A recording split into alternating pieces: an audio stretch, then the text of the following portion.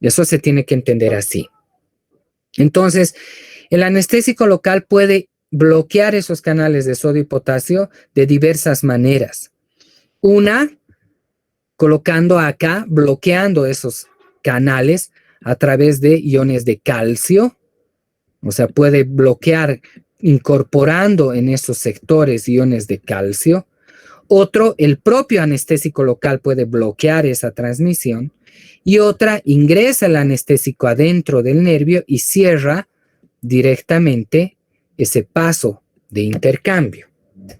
Hay tres formas. Una, bloqueo de los canales de sodio y potasio por la incorporación de iones de calcio a estos canales. Otra, el propio anestésico bloquea ese canal y otra cierra el canal. Pero ¿de qué está hablando? De estas fibras nerviosas. O sea, ¿qué quiere decir? Que va a actuar sobre el nervio trigémino. No vamos a hablar de su origen real. No vamos a hablar del origen real del nervio trigémino, que del cuarto ventrículo, que la protuberancia. No. Lo que vamos a repasar es el origen aparente del nervio trigémino. El origen aparente del nervio trigémino está determinado en esta estructura. ¿Qué es esa estructura? Que está en la cara anterosuperior del peñasco. ¿Qué se llama esa estructura? Eunice Luque.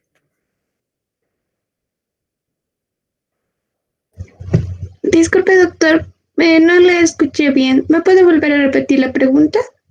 ¿Qué se llama la estructura que da el origen aparente al nervio trigémino, que está en la cara anterosuperior del peñasco? ¿Qué se llama esa estructura nerviosa? ¿Qué estoy encontrando ahí?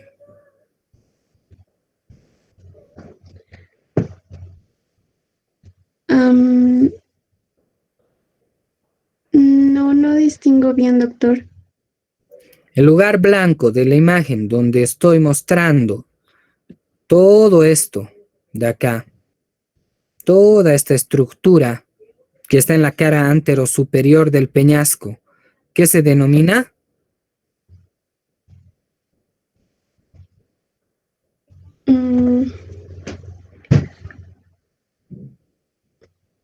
¿De dónde nacen las tres ramas del trigémino? De la... no. Alejandro Tudela, ¿de dónde nacen las tres ramas del trigémino? Doctor, buenas tardes, ¿se escucha? Sí, le escucho, ¿cómo está? Bueno, doctor, entonces, su origen aparente, como usted mencionó, se va a encontrar en la superficie anterolateral y pasa por la protuberancia hacia el tallo encefálico. No, el tallo encefálico, la protuberancia, el piso del cuarto ventrículo, ese es el origen real de donde nacen las fibras nerviosas, tanto motoras, sensitivas del nervio trigémino, porque es un nervio mixto. El nervio trigémino es un nervio mixto, es sensitivo motor.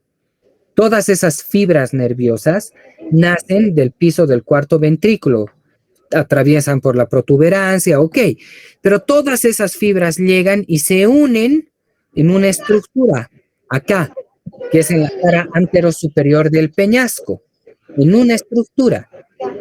De esa estructura se desprenden las tres ramas del trigémino. ¿Qué se llama esa estructura? La cavidad del ganglio de Gasser. El ganglio de Gasser. El ganglio de Gasser. El ganglio de Gasser, que está en el cabum de Meckel, que está en la cara anterosuperior del peñasco, ¿no? Sabemos que en la cara anterosuperior del peñasco está la fosita del ganglio de Gasser o cabum de Meckel. En esa fosa está el ganglio alojado. De ese ganglio se desprenden tres ramas. La rama del nervio oftálmico, la rama del nervio maxilar superior y la rama mandibular. Ahí está. Se desprenden sus 3 ramas del ganglio de Gasser. Entonces, de donde se desprenden estas 3 ramas se denomina origen aparente. Aparente porque es del ganglio que salen las 3 ramas. Sin embargo, su origen real del nervio está más adentro. Está a nivel de la protuberancia, está a nivel del piso del cuarto ventrículo, pero del ganglio de Gasser se desprenden ya las 3 ramas grandes del trigémino. Y esas 3 grandes ramas son el nervio oftálmico, el nervio maxilar superior y el nervio mandibular. ¿Sí? El nervio oftálmico, para las técnicas anestésicas, si nosotros queremos aplicar una técnica anestésica a los dientes, ¿sí? Para una exodoncia, para una cirugía, para una endodoncia, para evitar el dolor en las piezas dentarias, el nervio oftálmico no es una rama del trigémino importante en las técnicas anestésicas locales. Porque el nervio oftálmico va a tener ramas palpebrales, va a tener ramas al conducto lacrimonasal, va a tener ramas nasales, el oftálmico.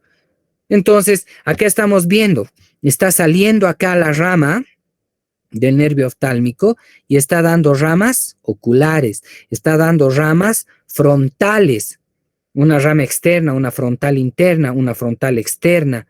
El nervio oftálmico va a tener esas terminaciones. Va a dar ramas lagrimales a todo lo que es la órbita. Por eso es el nervio oftálmico. Va a ir hasta los músculos. Aquí se está viendo que está yendo hacia los músculos del globo ocular. Está yendo hacia la glándula lagrimal. Acá está. Ese es el nervio oftálmico. Y nosotros en las técnicas anestésicas no vamos al oftálmico. Los que debemos dominar son el nervio maxilar superior y el nervio mandibular, porque son los nervios que van a inervar. Aquí está saliendo acá el nervio maxilar superior, se está anastomosando con el ganglio esfenopalatino en el trasfondo de la fosa pterigomaxilar.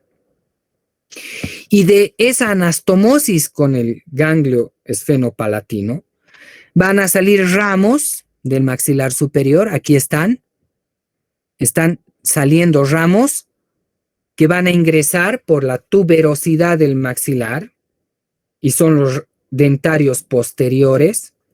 Esos ramos dentarios posteriores van a inervar a las raíces vestibulares de los segundos molares superiores permanentes, a las raíces vestibulares del tercer molar superior permanente, y va a inervar a la raíz distovestibular del primer molar superior permanente. Esos son los dentarios posteriores. Pero a la vez, el nervio maxilar superior continúa aquí. Fíjense, está ahí el nervio maxilar superior y está empezando a entrar del trasfondo de la fosa pterigomaxilar, está discurriendo por la pared, por el piso de la órbita.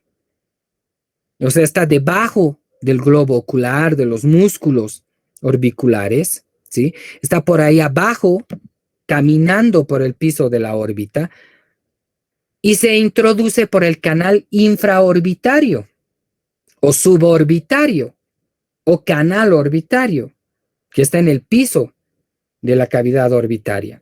Y de ahí, en lo que está caminando, empieza a desprender, y aquí están, nervios dentarios medios.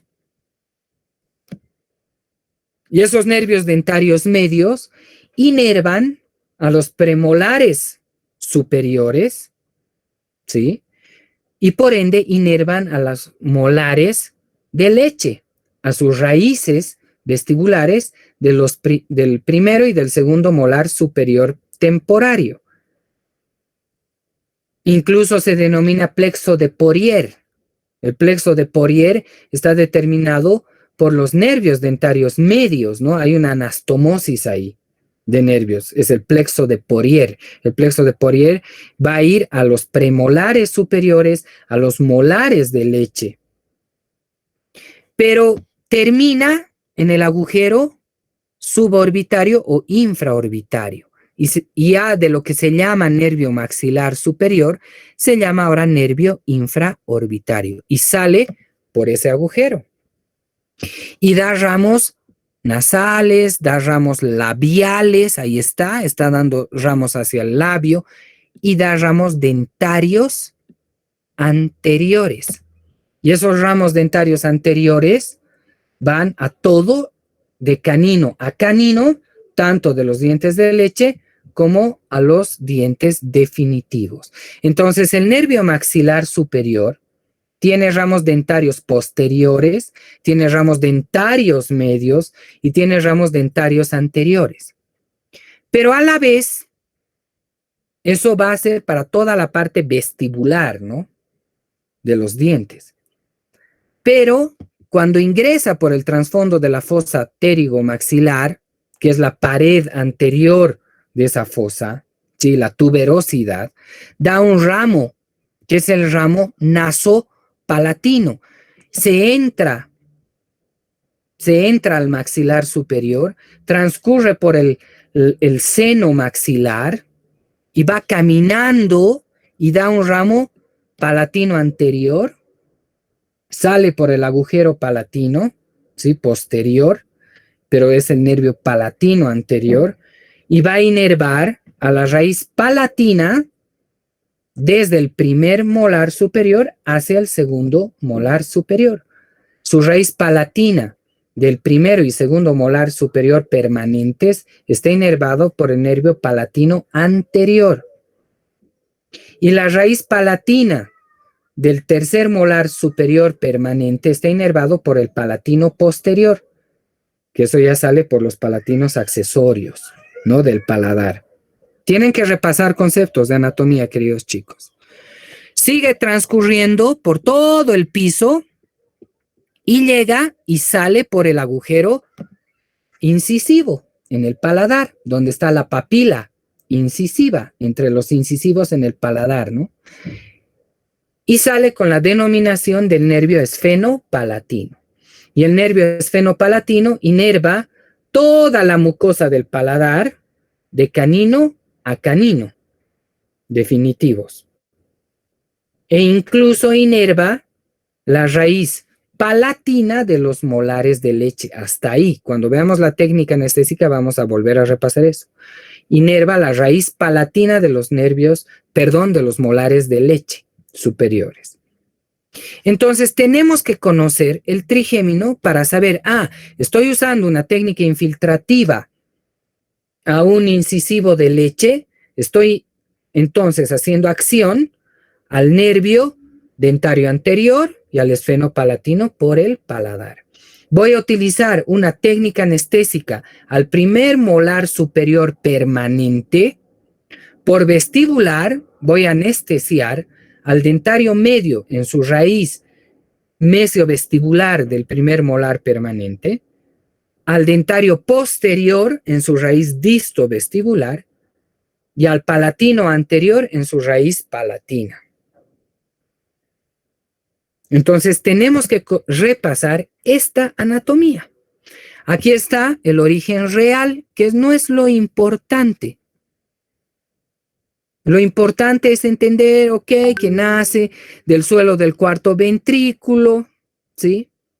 Sale de la protuberancia, salen sus ramas tanto sensitivas o motoras, pero transcurren y llegan a una estructura que es el ganglio de Gasser. Y del ganglio de Gasser parten las tres ramas del trigémino. El nervio oftálmico, que va a tener ramas frontales, va a tener ramas nasales y va a tener nervios superciliares o lagrimales. Viene el ramo maxilar, el nervio maxilar, atraviesa el agujero redondo mayor. A través de ese agujero redondo mayor llega a este lugar que es el trasfondo de la fosa pterigomaxilar, se anastomosa con el ganglio esfenopalatino, transcurre por el canal infraorbitario, da los nervios dentarios posteriores, da los dentarios medios, da los dentarios anteriores. Termina como el nervio infraorbitario, que sale del agujero infraorbitario. El nervio mandibular. El nervio mandibular tiene dos troncos, ¿no? Un tronco terminal anterior y un tronco terminal posterior. De su tronco terminal anterior van a tener los nervios temporomandibulares, temporomaseterinos, pterigoideos, etc. Eso no es para anestesia local de dientes. Pero del tronco terminal posterior nacen los nervios más importantes, ¿no? Que vamos a anestesiar en el arco inferior, que es el nervio aldentario inferior. El nervio aldentario inferior va a introducirse a la mandíbula por el agujero de Spix y va a transcurrir por el conducto del dentario inferior en toda la mandíbula.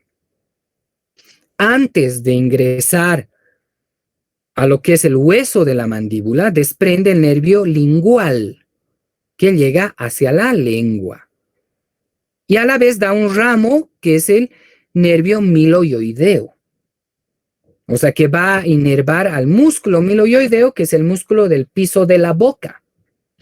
¿Por qué es importante entender esto? Porque cuando yo haga una técnica anestésica regional al dentario inferior, el paciente tiene que percibir esa sensación anestésica en la lengua, en todo el borde lateral de la lengua por el nervio lingual.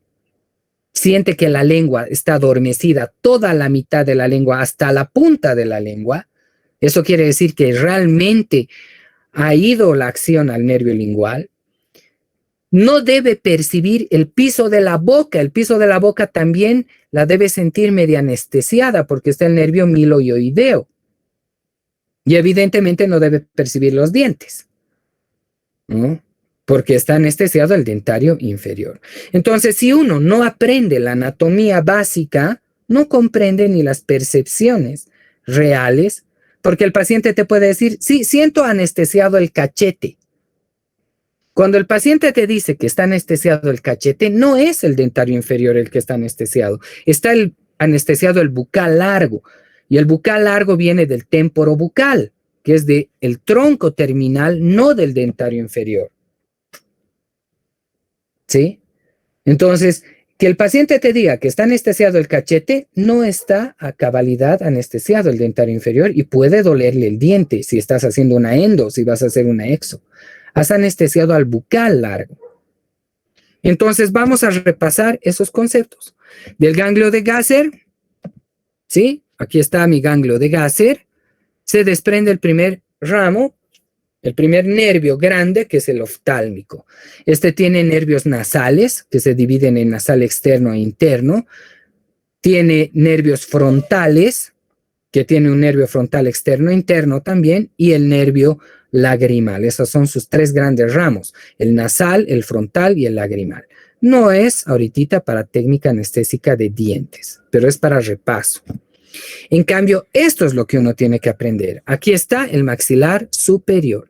Atraviesa el agujero redondo mayor, llega al trasfondo de la fosa pterigomaxilar, transcurre por el canal infraorbitario y termina su terminación del nervio maxilar superior es el nervio infraorbitario, que es este.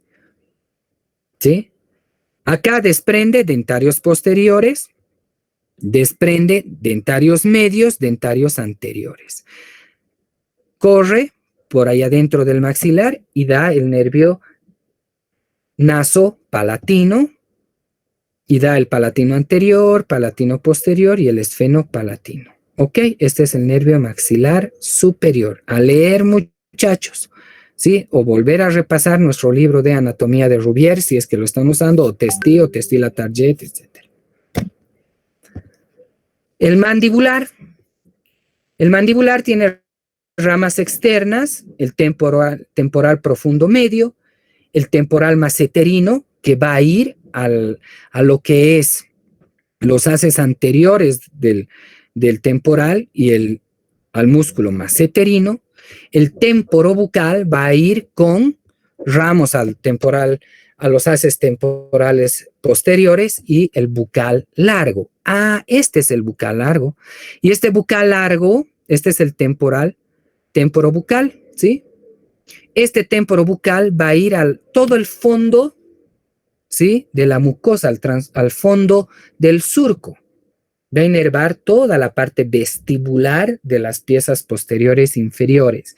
Si yo tengo que colocar un clamp y coloco mi técnica anestésica en el fondo del surco de un molar, estoy haciendo técnica anestésica al bucal largo.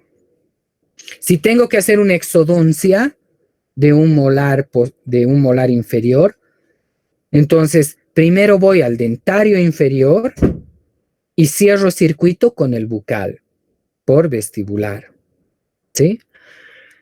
Y sus ramas terminales son el dentario inferior y el nervio lingual. Ok. Ya teniendo los conceptos básicos de anatomía de nuestro nervio trigémino, yo siempre digo, queridos chicos, un odontólogo, un estomatólogo debería tener, pero amplios conocimientos de anatomía de ATM, debería dominarlo al trigémino, debería dominar al facial, al glosofaringio y a las ramas iniciales del neumogástrico, porque ese es nuestro campo. Esos nervios deberíamos dominarlos. Deberíamos dominar anatomía de los músculos faciales, de los músculos masticadores. Deberíamos dominar toda la anatomía de cráneo, ¿sí?, de los huesos. Deberíamos dominar ATM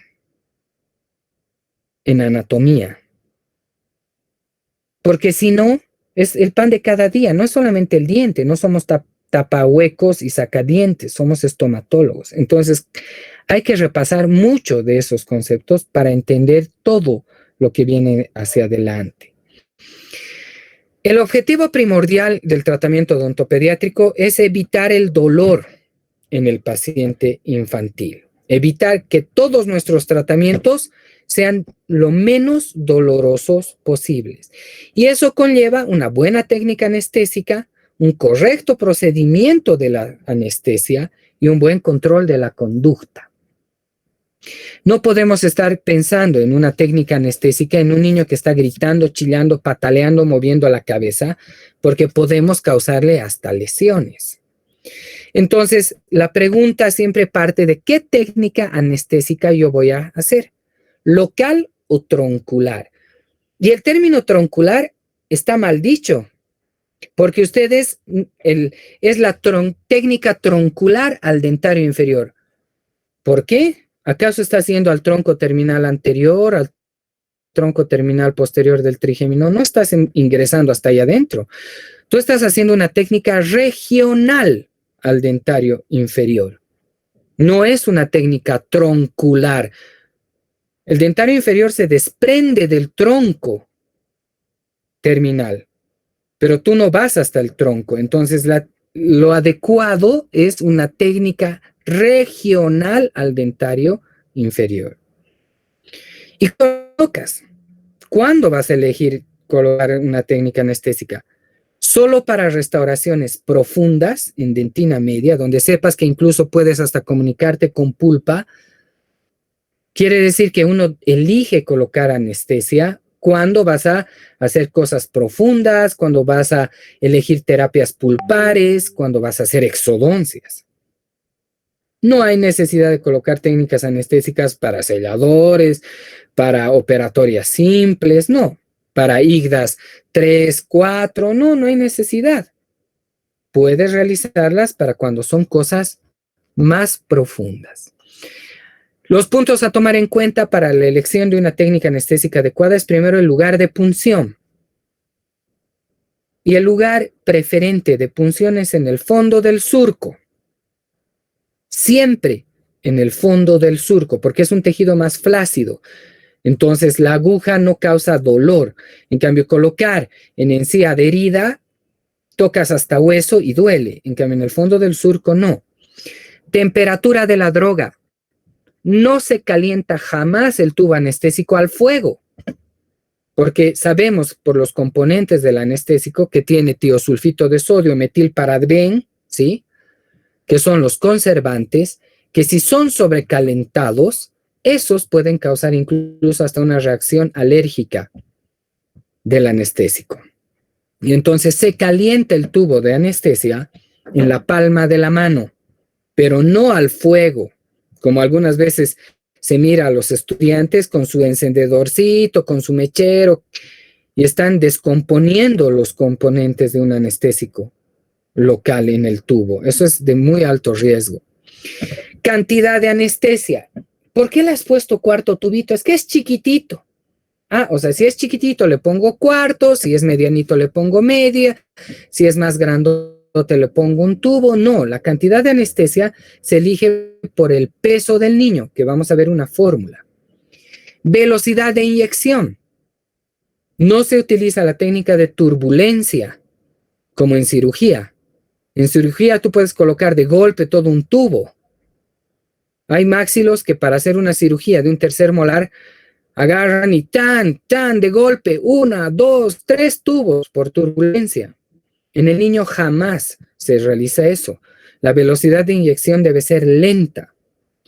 La posición del paciente. El niño completamente echado para que su vista esté viendo hacia atrás y la aguja ingrese por el pecho, por debajo de la vista del niño.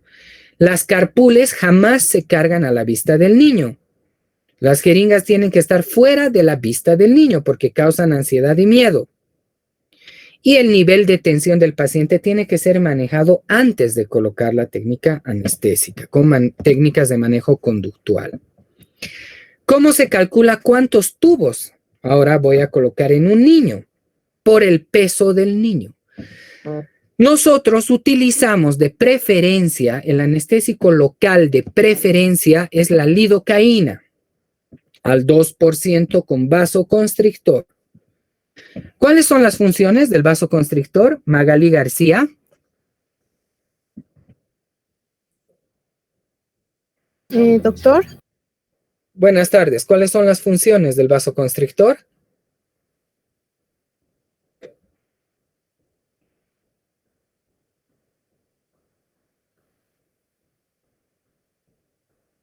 Es mandarina, de hecho le pongo una mandarina y me comió una mandarina. Magalí, ¿está en clases? ¿Qué está haciendo? Sí, doctor, solo que me estoy acordando.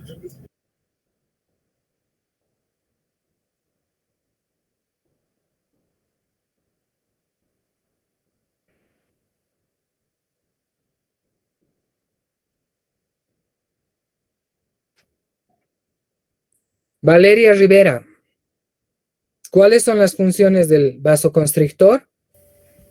Va a ayudar a que la absorción del anestésico sea más lento y el efecto sea más duradero. Muy bien, dos de las grandes funciones, ¿no? Entonces, hace que como cierra los vasos, vasoconstrictor, al cerrar los vasos sanguíneos, evita de que el anestésico se absorba mucho, o sea, disminuye la toxicidad del anestésico. Y a la vez aumenta el potencial de acción del anestésico, o sea, hace que la acción sea más fuerte del anestésico. ¿Y qué más ayuda al cerrar los vasos, por ejemplo, en una cirugía? Valeria, ¿cuál sería la tercera función? Si cierra vasos, ¿cómo sería el campo quirúrgico? ¿Con hemorragia o sin hemorragia? Sin hemorragia. Entonces puse un campo quirúrgico de trabajo con menos hemorragia. Es un vasoconstrictor. Entonces, el vasoconstrictor nos potencia el efecto del anestésico, nos disminuye la toxicidad del anestésico por absorción, o sea, disminuye la absorción del anestésico y evita la hemorragia, ¿no? Entonces hace que un campo quirúrgico sea mejor trabajado, sin hemorragia. Y la lidocaína al 2% con vasoconstrictor es uno de los anestésicos más nobles que se utiliza en pediatría. La mepivacaína es un anestésico de muy alta potencia, de muy amplia acción, la roxicaína lo mismo, no son indicados para niños. Uno no necesita un anestésico que tenga larga duración y un gran efecto, porque el niño, al percibir la anestesia, se hace bolsa incluso los labios, se mordisquea, se rasca, se muerde el carrillo. Y si es un anestésico de muy larga duración como una mepivacaína, se puede hacer tiras, se puede hacer múltiples heridas. Entonces la lidocaína tiene un tiempo prudente de acción, tiene un potencial de acción prudente, todo. Entonces es el mejor, la lidocaína al 2%. Se utiliza artiprilocaína también, pero el de preferencia siempre es lidocaína al 2%. La lidocaína, su dosis máxima debe ser de 4.4. O sea, esa ya se habla como dosis de peligro de toxicidad, un 4.4. Todo tubo anestésico, sea de lido, de mepi, de pril o de roxy, tiene 36 miligramos de anestésico. Entonces hay una fórmula. El cálculo de tubos parte de la dosis máxima del anestésico, 4.4, que es de la lidocaína, ¿sí? El que siempre vamos a usar, por el peso del niño dividido entre 36. Entonces, acá hay un ejemplo. Quiero calcular cuántos tubos voy a colocar en un niño de 17 kilogramos de peso. Entonces, es la dosis máxima, 4.4 por 17, que es el peso del niño, entre 36. Lo que me da hasta 207 tubos. Puedo colocar para un niño de 17 kilogramos de peso hasta 2 tubos de anestésico. A ver, haremos un ejemplo para un niño de 23 kilogramos de peso. Sáquenme, ¿cuántos tubos necesitaría un niño de 23 kilogramos de peso?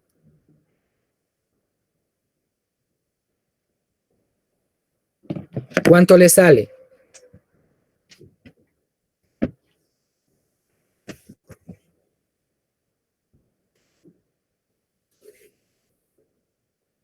Es 3.3, doctor. A ver, 4.4 por 23 kilogramos de peso. Ah, no, he calculado por 27, doctor. Perdón. Por 27. Dale a ver por 23. 2.8 sale, doctor. Exacto. Entonces, por redondeo, siempre se hace por exceso o por defecto. Si llega a 5, o menos de 5, es al número más bajo. Si llega más de 5, es al número más alto. En este caso, 2,8 se redondea a 3. Entonces, para un niño de 23 kilogramos de peso, se puede aplicar hasta 3 tubos de anestesia. Entonces, esta fórmula es la que ustedes tienen que aprender. ¿Sí? 4.4 por peso del niño entre 36. Jamás van a cambiar estos factores. Nunca se cambian estos factores, ¿sí? 4.4 por peso del niño entre 36. Y ahí nos dice cuántos tubos de anestesia vamos a necesitar. Ahora, la siguiente pregunta. ¿Se utiliza anestésicos con vasoconstrictor en pacientes que tienen problema de hipertensión arterial? ¿Sí o no, chicos?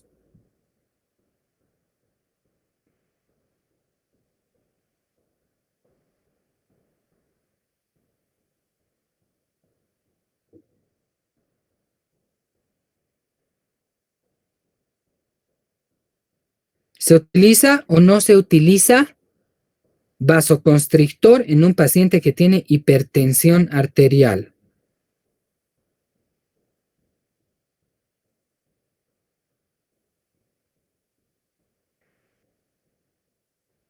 No, doctor, no se tendría que utilizar en pacientes hipertensos. ¿Por qué?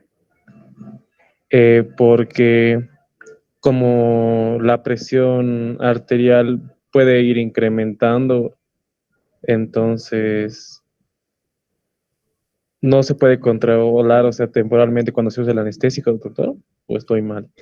A ver, nos han enseñado, a mí personalmente cuando era estudiante de la FACU, sobre todo los docentes de CIRU, ¿no? En mi época eran otros doctores. Mis docentes eran el doctor Walter Calvo, era el doctor Ríos Jordán, estaba el doctor Ascarruns, recién estaba ingresando el doctor Tapia en mi época. Y en mi época me enseñaron los docentes así, arbitrariamente. No se utiliza anestésico local con vasoconstrictor en un hipertenso porque va a alterar sus niveles y va a aumentar su hipertensión. Uno como estudiante, evidentemente, ¿no? Te estás formando y haces caso a lo que te dicen los docentes, ¿no? Se supone que te están enseñando los docentes. Pero no investigas, no indagas. Pero van pasando los años y los estudios de la Asociación Americana de Anestesiología, que es la que norma todo en todos los países, ¿sí? Indica de que se puede utilizar vasoconstrictor en el hipertenso. Entonces, en la plataforma, queridos muchachos, ¿sí? Hay un foro. Se ha abierto un foro el día de ayer, donde ustedes van a ingresar hasta las 5:30 de la tarde de hoy, ¿sí? Dependiendo de a qué hora vamos a terminar esta clase, si no voy a prolongar un poquitito más. ¿Y qué tienen que hacer? Van a investigar un artículo. Van a averiguar un artículo de este tema, si se utiliza o no anestesia local en odontología para el hipertenso con vasoconstrictor. Ya se ha empezado el foro. Una de sus compañeras ya ha armado, ya ha abierto el foro. Les voy a mostrar un ratito para que un poquitito se den cuenta de qué se trata el foro, ¿sí? Entonces, aquí está el foro. ¿Dónde está?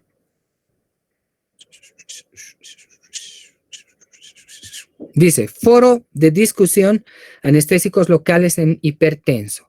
El presente foro debe ser realizado entre todos, ¿no? Iniciando la estudiante Alison Reinaga sobre la temática propuesta. Ella presenta un resumen, una conclusión de su artículo investigado y posteriormente cada uno entra al foro de Alison y da su opinión sobre lo que está diciendo Alison. Si están a favor, si están en contra, si realmente la apoyan, no la apoyan, basados en un artículo que es en formato PDF, o sea, aquí no tienen que incluir links ni nada, sino es un artículo en PDF. Algunos han querido incluir un video, por ejemplo, para sustentarlo. Entonces, acá está Alison Reinaga, ha averiguado acá un artículo, ha dado su opinión, su conclusión, y Brenda le ha dicho si está de acuerdo o no con su compañera y ha presentado un artículo del que ella basa también su opinión. Y a la vez Eric y Zdenka y Abril y Arly y así ustedes tienen que hacer, ¿sí? Responder al foro sobre discusión de anestésicos locales en hipertensos. Entonces esto va a estar abierto el día de hoy, dependiendo de la hora que terminemos ahorita nuestra clase. Y tienen que subir un archivo en PDF. No hay links, no hay otro formato. Ni otro formato. Es un archivo, por favor, en PDF. ¿Sí? Entonces, esa temática del vasoconstrictor la vamos a terminar de resolver la siguiente. Y vamos a ver si sí o no se utiliza y por qué. La anestesia se clasifica en anestesia general y local, que no es temática para nada lo que es hablar de anestesia general, porque la anestesia general produce depresión, ¿no? Del sistema nervioso central, de los signos protectores, la frecuencia cardíaca, la frecuencia respiratoria del organismo, eso no nada que ver. En cambio, la anestesia local tiene una acción local sobre las fibras nerviosas, inhibe la despolarización de la membrana nerviosa a través del bloqueo de los canales de sodio y potasio, lo que hemos hablado. La anestesia local es de dos formas, tópica e inyectable. Tópica puede ser por presión, por frío, por anestésicos tópicos en crema, en geles, en spray, etc. Y la inyectable es troncular, que hemos dicho que no se llama troncular, sino regional, y técnicas infiltrativas. Antes de colocar cualquier tipo de técnica por inyección, siempre se debe primero ir a la técnica tópica de anestesia, a la anestesia tópica o de contacto. En odontopediatría no es ideal utilizar el anestésico tópico en spray porque difunde mucho. En cambio, es mejor utilizar cremas de anestésico tópico. Se utiliza antes de la preinyección, se seca siempre primero, secado de la superficie.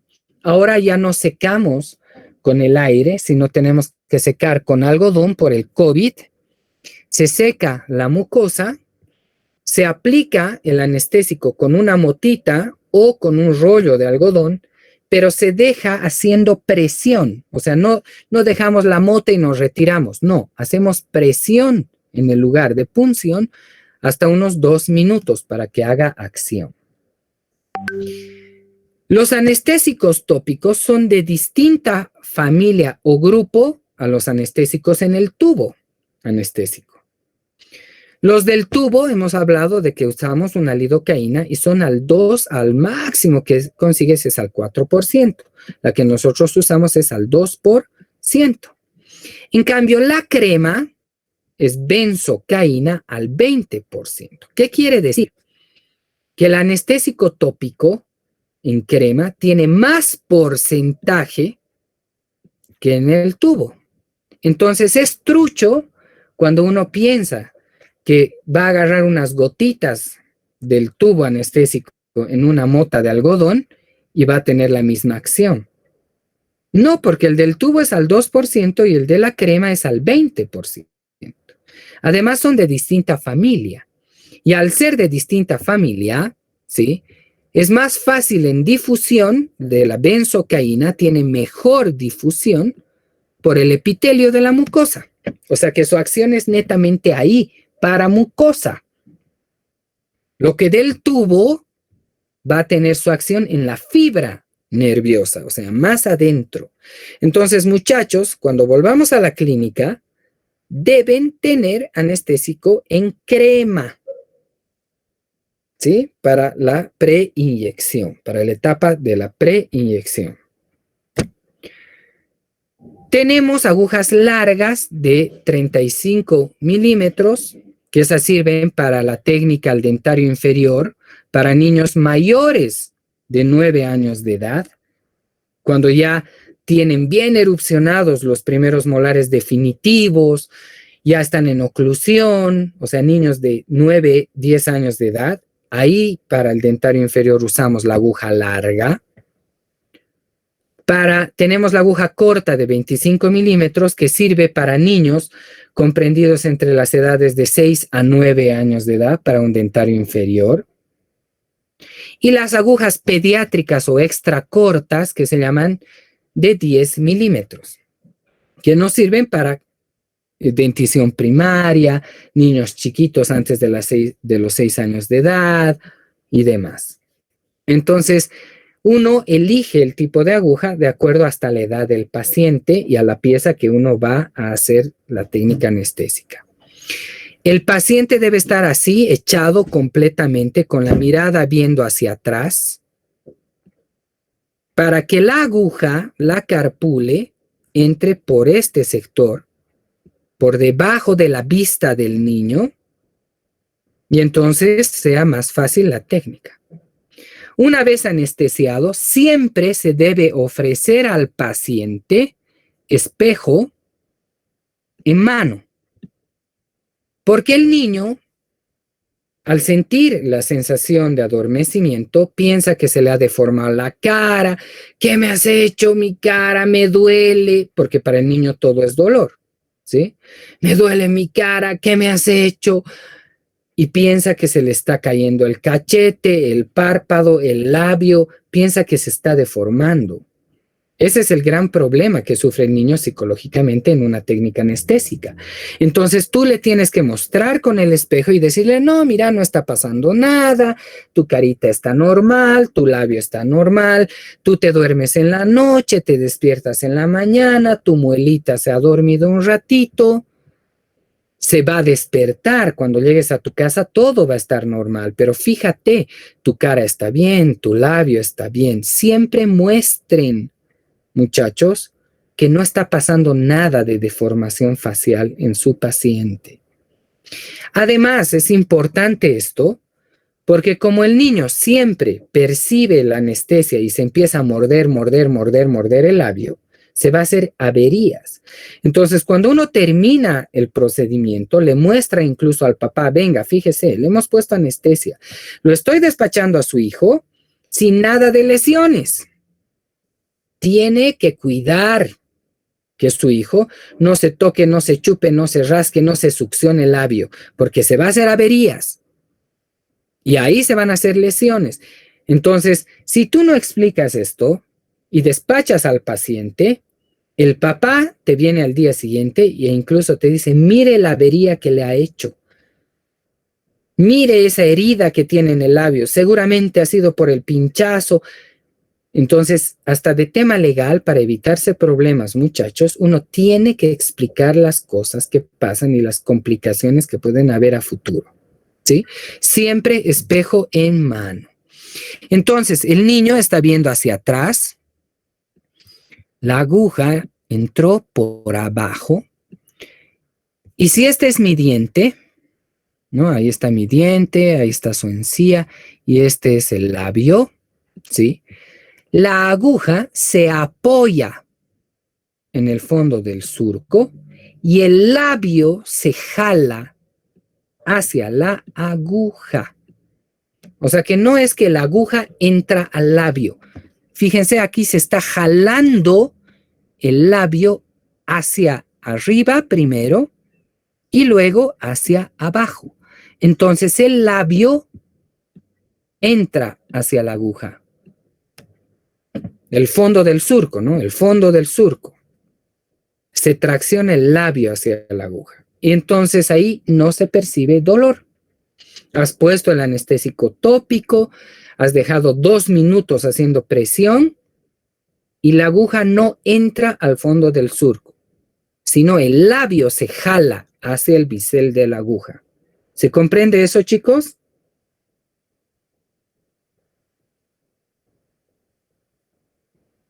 Sí, doctor. Y así se causa menos dolor, ¿sí? Como ya sabemos que hasta en un chiquitito de 17 kilogramos de peso, que eso más o menos es un chiquitito de 5 años de edad, 4 años de edad, se puede poner hasta 2 tubos de anestesia, aquí ya no es ponerle cuartita.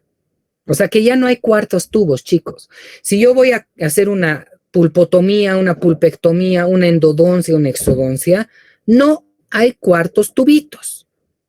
Del tubo anestésico, 3/4 partes del tubo se utiliza para vestibular y 1/4 tubo para palatino-lingual, ¿sí?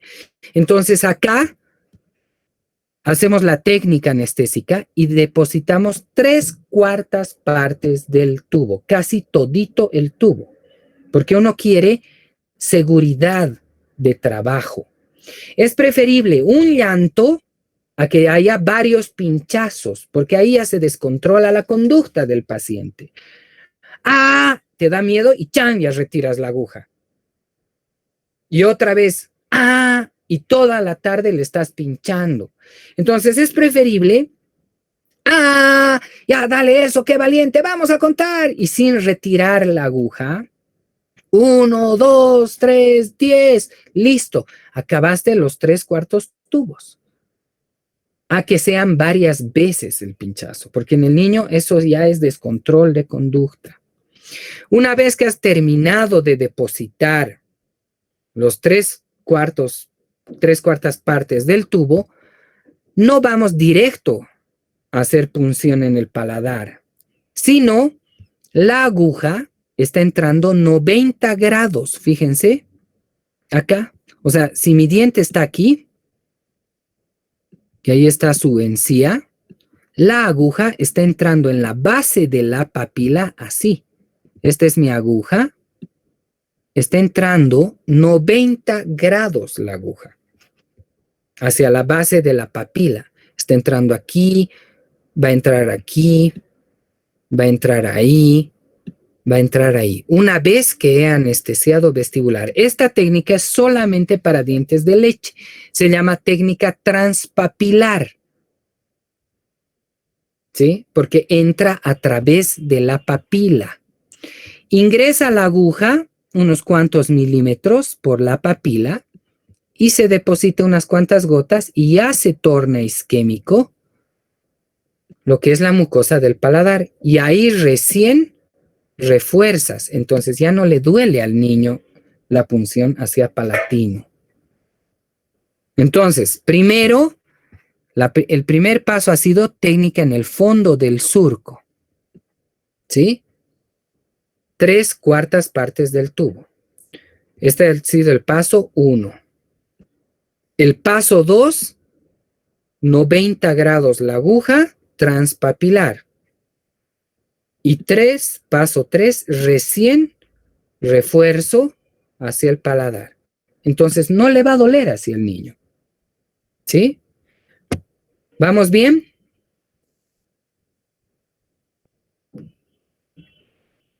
Doctor, la técnica transpapilar solo va a atravesar, en este caso, encía mucosa, no tiene que... Solamente encía, no atraviesa hueso. ¿Por qué? Este es el diente de leche y cuando veamos la teoría de periodoncia en dientes primarios, ¿no? Esta es su encía. Aquí está su raíz del diente de leche. ¿Sí? Esa es su raicita del diente de leche. Este es su hueso. El hueso, ¿sí? En fórmula de primaria, parecería que tuviera reabsorción ósea horizontal, como que le falta huesito en los anteriores. Y en los posteriores, acá voy a dibujar. Acá está un molar. Aquí está el otro molar. Ahí están sus raicitas, naciendo sus raicitas, así, del diente de leche. Y sus huesitos parecerían así, como con reabsorciones angulares. Eso es lo normal. Entonces, su encía del diente de leche está aquí. Su papila está así, cubriendo ahí. Entonces, este sector de papila que ustedes están observando, en su base es solamente mucosa. Toda esta papila es mucosa. El hueso recién está por aquí abajito. Entonces atraviesa facilito la aguja. Solamente está atravesando aquí. Ahí. Ahí. Por eso es en las papilas interdentarias. Entonces solamente atraviesa mucosa. No llega a atravesar hueso.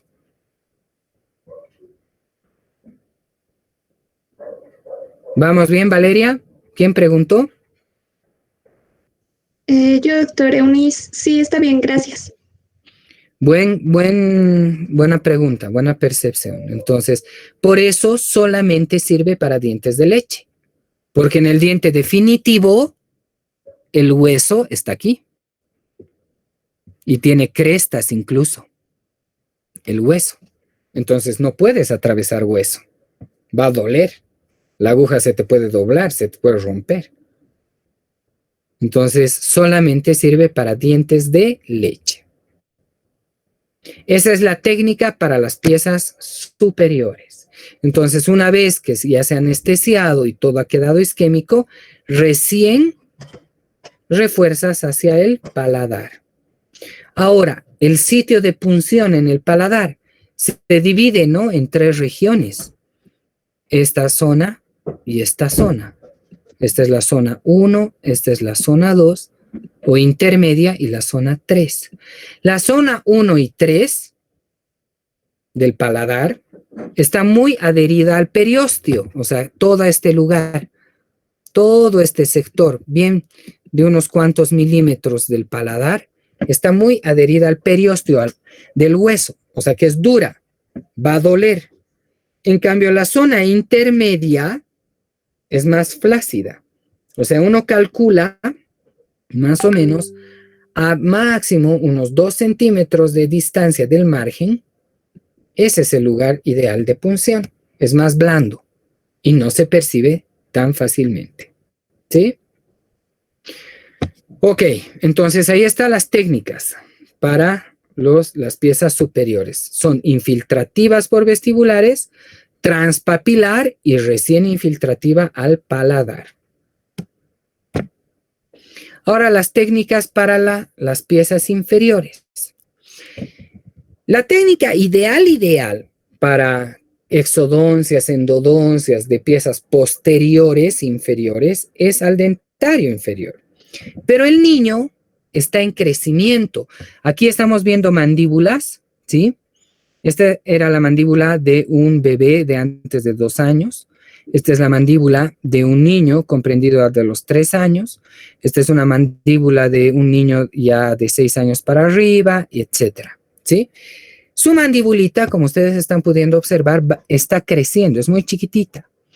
Sus ramas mandibulares son cortas. Entonces, si este fuera un niño menor de 6 años de edad,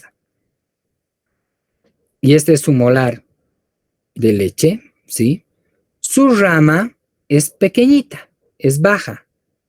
Por ende, el orificio de entrada a SPX está por debajo del plano de oclusión. Entonces, en los niños menores de 6 años, el sitio de punción es por debajo, es 1 centímetro, por debajo y por detrás del plano de oclusión. Eso es en niños menores de 6 años de edad. Entonces, si este fuera un chiquitito menor de 6 años de edad y este es diente de leche, yo tendría que calcular 1 centímetro por detrás y 1 centímetro por abajo. O sea, tendría que ir hacia abajo mi aguja. Cuando ya tiene el molar definitivo, ¿sí? O sea, a partir de los 7 años de edad, ya tiene su molar definitivo, la rama ya está más alta. Y entonces SPIX va subiendo. Entonces, un niño de 8 años de edad, 9 años de edad, ya tiene este tipo de rama. Y SPIX cada vez va subiendo. Entonces, la técnica ya es como nos han enseñado en cirugía. 1 centímetro por detrás y 1 centímetro por arriba del plano de oclusión. Para hacer la técnica de SPIX, uno siempre tiene que tomar reparos anatómicos. Primero palpa hacia afuera, en el sector del cachete, el borde anterior de la rama mandibular. Paciente sentado 90 grados, o sea, bien sentado. Abre grande la mandíbula, se palpa la rama, el borde anterior de la rama, y a la vez se forma un cordón acá fibroso, grueso, que es el ligamento pterigomandibular. Y ahí se forma el trígono, ¿no? Retromolar. Entonces ahí uno ya elige si es por debajo o si es por encima del plano de oclusión de acuerdo a la edad. Y va el sitio de punción 1 centímetro por arriba y 1 centímetro por atrás si ya tiene el molar definitivo. Ahora, hasta que la aguja no toque hueso, si es niño de 6 a 8 años de edad, es aguja corta. Si es un niño de 9 años para arriba, ya es aguja larga. Pero tiene que tocar hueso. Si no se siente que la agujita toca hueso, no se deposita todavía el anestésico. Porque puede ser que tú te estés pasando por aquí, por la escotadura sigmoidea, y te estés yendo al cachete, cachete, cachete. Entonces se tiene que tocar hueso. Y es mejor la técnica directa. La técnica directa va del lado opuesto, ¿no? O sea, si voy a anestesiar el lado derecho, mi aguja parte del lado izquierdo. La jeringa se ubica del lado izquierdo y entra hacia la cara interna de la rama mandibular. Pero debe chocar hueso. Si no choca hueso, no se deposita todavía. Entonces ahí está, dentición primaria con aguja de 25 milímetros en niños pequeños, ¿sí? Y está yendo por debajo y por detrás, 1 centímetro. Ya niños mayores de 9 años de edad, ya puedo utilizar de 6 a 8 la aguja corta, ¿sí? O si es de 9 años para arriba, la aguja larga, la de 35 milímetros, y está yendo por arriba y por detrás. ¿Sí? Porque ahí se está ubicando Spix. Va creciendo la rama y va ubicándose Spix. Entonces siempre palpen, ¿sí? Siempre, siempre a palpar, niño sentado, 90 grados, palpamos el borde anterior de la rama, se forma, acá está esa banda fibrosa del ligamento pterigomandibular y entonces elegimos la aguja. En este caso, como es dientes de leche, está yendo hacia abajo la aguja, pero hasta que choque siempre huesito. Como es una técnica complicada, la técnica de Spix, porque necesita mucha práctica, necesita mucho adiestramiento, ¿sí, chicos?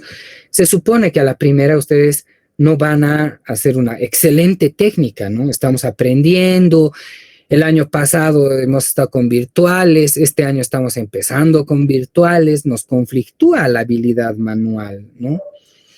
Se supone que van a haber errores, entonces no tengan miedo cuando volvamos a la clínica de que doctor me explique la técnica anestésica, a ver cómo hace, o sea, se supone que estamos para eso, ¿sí, muchachos? Pero con los años vas adquiriendo ya hasta tus mañas de Spix y demás, ¿sí? Es una técnica complicada. Pero si yo no tomo en cuenta el tocar la rama, el ver el ligamento, etcétera, y me voy muy afuera de mis reparos, porque aquí está, ahí está el ligamento pterigomandibular. Su rama está aquí. Pero miren la aguja se ha ido por otro lado, ¿no? Se ha ido más adelante y demás. En vez de anestesiar al dentario inferior, más bien anestesio al bucal largo. Entonces, tú colocas y le dices, ¿siente la lengua anestesiada? No, pero el cachete, ¿sabe qué, doctor? Todo este lado ya está anestesiado. ¡Ah, listo, ya! No, tú no has ido al dentario inferior, has ido al bucal largo. Entonces, si yo quiero cerrar circuito para una exodoncia, quiero colocar un clamp que no le duela la presión del clamp por vestibular, etcétera, en el fondo del surco, ¿sí? Hacia los posteriores, ahí se infiltra al bucal largo. ¿Se entiende la diferencia en dentario inferior y bucal largo, chicos? Los sitios de punción. Sí, doctor. Sí, doctor, sí. Eso siempre van a tener en cuenta, ¿sí? Sitio de punción al dentario inferior es aquí atrás. O sea, de este mi trígono, aquí atrás. Porque todas son 1 centímetro atrás, 1 centímetro atrás, ¿sí? Entonces, aquí atrás es para el dentario inferior. Aquí adelante es para el bucal largo. Y aquí no tocas hueso. En cambio, aquí siempre vas a tocar hueso, porque estás en la cara interna de la rama. En ese aspecto, si uno quiere hacer ya una técnica más simple que el dentario inferior, podemos utilizar la técnica del mentoniano. ¿Por qué? Aquí tenemos una panorámica, ¿sí? Este triángulo de acá es el orificio al mentoniano. Ese triángulo que se forma en la panorámica es el orificio del mentoniano. ¿Con quién se relaciona el mentoniano? Con los premolares. Aquí está. Este es el mentoniano, ¿sí? Inerva a los premolares. Pero los premolares debajo de quién están? De los molares de leche. De los molares inferiores de leche. Entonces, si yo quiero una técnica anestésica más fácil, con 3/4 de tubo hacia vestibular y no complicarme que si toco hueso, que si no toco hueso, que si Spix está más arriba, Spix más abajo, la mejor técnica y más sencilla para molares de leche es al mentoniano. Acá se utiliza aguja corta. Entonces, lo primero ya no es aguja extra corta como para una infiltrativa, sino es una aguja corta directamente, ¿sí? Una aguja corta, no extra corta. La aguja tiene que entrar bien pegada hacia la raíz mesial del segundo de leche. Ahí está el segundo de leche. O sea, la aguja ingresa bien pegada, vertical, hacia la raíz mesial del de leche. Y entra varios milímetros. O sea, si aquí está su fondo del surco, una infiltrativa sería ahícito nada más. En cambio, esta tiene que entrar más abajo del fondo del surco. Entonces, tengo mi molar acá, que estoy viendo por proximal, ¿sí? Aquí está su fondo del surco. Una infiltrativa entra hasta aquí, ahícito nomás, porque voy a traccionar el labio y demás. En cambio, al mentoniano ingresa la aguja así, más profundamente, primero vertical, y luego la aguja se la inclina hacia afuera, o sea, toma esta inclinación de 45 grados, y hasta que choque su huesito. ¡Tac! Entra otro poquito más. Choca su huesito, aquí está su hueso, cubriéndolo al diente, y ahí depositan, ¿sí? Esa es técnica al mentoniano. Es más fácil que al dentario inferior. Entonces, aguja vertical, bien entrando más allá del fondo del surco, tampoco llegando hasta el borde, ¿no?, de la mandíbula, sino entra unos cuantos 2 centímetros más acá. La aguja se saca hacia afuera, o sea, de esa inclinación recta vertical que entra, se saca hacia afuera la aguja y se choca huesito y se deposita. Esa es la técnica al mentoniano. ¿Qué complicaciones vienen después de las técnicas anestésicas? Inmediatas. Las inmediatas pueden ser que se rompa la aguja, no se doblan jamás las agujas, y peor en niños porque se les mueve y está doblada y se fractura la aguja. Lesiones al nervio, pueden darse lesiones a las mucosas, se ha movido, le has pinchado el labio, le has infiltrado en otro lado. Se puede producir parálisis cuando son grandes dosificaciones, inflamaciones locales, reacciones ese rato de hipersensibilidad al anestésico, pero las más frecuentes que se dan son las complicaciones mediatas. Como el niño se va a su casa y sigue anestesiada la boca, se rasca el cachete y se da heridas, abrasiones en la piel, o se mordisquea el labio, que es lo más frecuente. Este tipo de herida es lo más frecuente. Y eso es culpa del profesional que no le dice al papá y culpa del papá que no cuida, ¿no? De que el chiquitito, después de que se está yendo a su casa, no se esté tocando. Entonces, ¿qué es una úlcera traumática por mordisqueo? Puede ser trismus, o que le duela el lugar de punción porque se ha movido, o porque en vez de jalar el labio hacia la aguja ha entrado hacia el labio y causa dolor. Ok, muchachos, entonces esas son técnicas anestésicas que vamos a emplear en la clínica, ¿sí? Van a entrar, son las 16:24. Voy a habilitar hasta las 6 de la tarde, entonces, la plataforma. Voy a habilitar acá. Estamos en el... Y voy a habilitar el foro hasta las 6 de la tarde para que ustedes... Aquí está en anestesia. Para que tengan la presentación hasta las 6 de la tarde del día de hoy.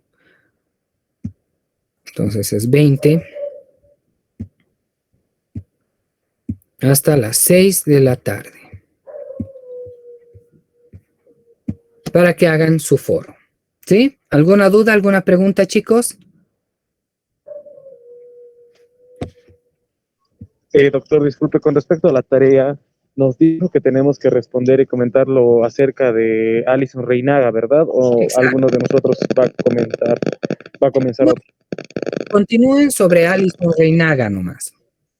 Está bien, doctor. Muy amable. Ok. Muy bien, muchachos. Entonces nos estamos viendo en la siguiente clase, ¿sí? Entren a la plataforma y tienen hasta las 6 de la tarde para hacer su foro, ¿sí? Ok, chicos, nos estamos viendo en la siguiente clase. Buenas tardes. Buenas tardes, doctor. Hasta luego. Gracias, Chao. doctor. Gracias, doctor. Chao, chao. Hasta luego, doctor. Gracias. Chao, chao. Hasta luego.